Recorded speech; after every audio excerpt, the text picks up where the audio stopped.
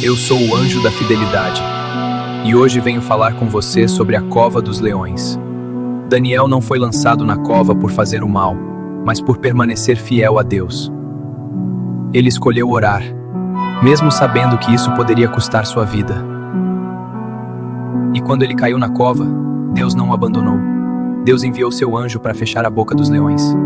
Todos nós enfrentamos nossas covas, medo, injustiça, doença, solidão, crises. Mas assim como Daniel, você não está sozinho dentro delas.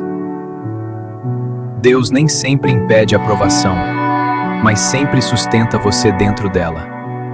Hoje lembre-se, o mesmo Deus que fechou a boca dos leões continua agindo por você. Comente, Deus está comigo na cova. Se inscreva no canal, curta e compartilhe. Que a fidelidade de Deus esteja sempre com vocês.